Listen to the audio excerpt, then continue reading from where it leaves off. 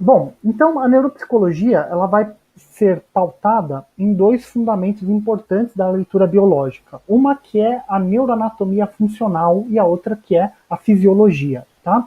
No campo de vista da neuroanatomia funcional, né, principalmente a nossa herança aí pós Primeira e Segunda Guerra Mundial, né, onde a tecnologia, somente a tecnologia da física, do entendimento da física evoluiu muito, né, a gente tem uma herança que é a tecnologia aplicada à engenharia médica, né?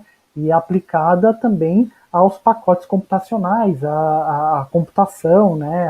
A própria construção aí da internet. Então, é, coisas que possibilitaram a gente avançar muito no estudo do comportamento.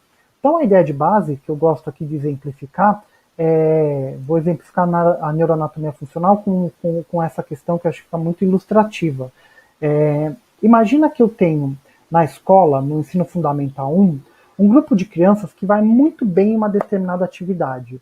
Como elas vão muito bem e elas se destacam da turma em trabalhos individuais, eu resolvo fazer uma reflexão, eu resolvo fazer o mesmo trabalho, mas agora em grupo. E pensando que essa criança que foi muito bem, quando ela for trabalhar em grupo, ela vai levar, ela vai puxar as outras crianças para cima, né? Para o desempenho maior. Acho que isso é um conceito que é muito trabalhado na pedagogia. O problema aqui que a gente tem é que nem sempre isso acontece. E por que nem sempre isso acontece? Inclusive, quando eu falar que vai ser um trabalho em grupo, muitos daqueles que vão bem individual vão levantar a mão e falar: professor, eu posso fazer individual? Né? Nem sempre trabalhar bem individual significa que você vai trabalhar bem em grupo. Trabalhar bem em grupo você tem que ter uma relação muito maior com habilidades sociais, com gerenciamento de emoção, exige um outro tipo de maturidade.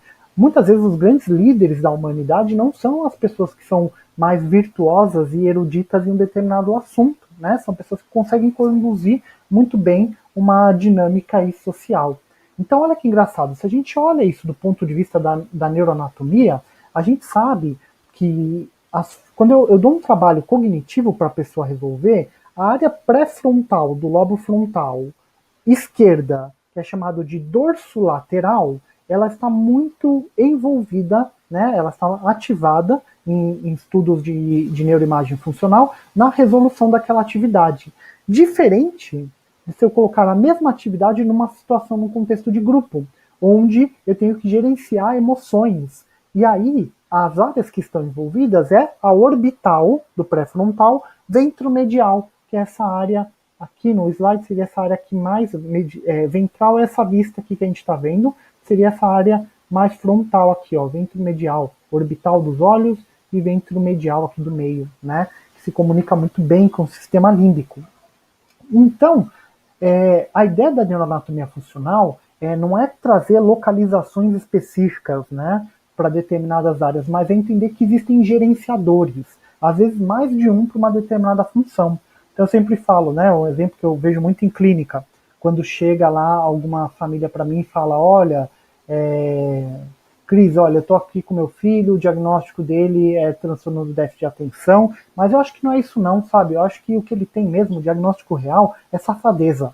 Sabe por quê? Porque ele lê um livro pessimamente, ele não consegue se controlar 2 minutinhos numa lição de casa ali, ou numa lição da escola. Mas para jogar videogame, para ver o filme do Avengers de 3 horas, né, para assistir Harry Potter, é uma maravilha, né? Obviamente que os gerenciadores da atenção dele são diferentes, depende da atividade que ele está fazendo. Quando ele vai estudar, a área pré-frontal é uma área muito importante, a área das funções executivas. Quando ele vai ver um filme, de repente, ou jogar videogame que ele gosta muito, o sistema límbico está muito envolvido, né? Ele tem reações químicas de prazer e essa própria relação de prazer, né, que a gente chama aí de volição, que é a nossa vontade de fazer as coisas, dá o reforço químico que prende a atenção dele. Uma pessoa muito motivada e com bom controle inibitório, se tiver cansada, que tem uma relação aí com o sistema reticular, né, também não tem um bom desempenho da atenção. Então percebem que a gente tem várias possibilidades de gerenciar a mesma função, né? Mas a ideia é que nos estudos de neuroimagem a gente sabe que algumas áreas se especializaram mais por determinados comportamentos e aí é muito importante essa relação aqui, tá? A gente vai ver isso no nosso estudo de caso.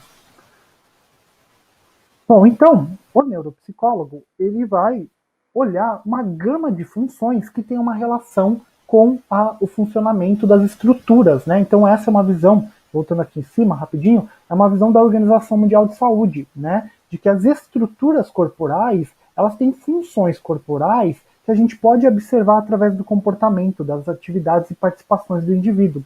E que esse comportamento ele acontece também em determinado contexto, em determinado ambiente, que impacta inclusive a expressão desses comportamentos.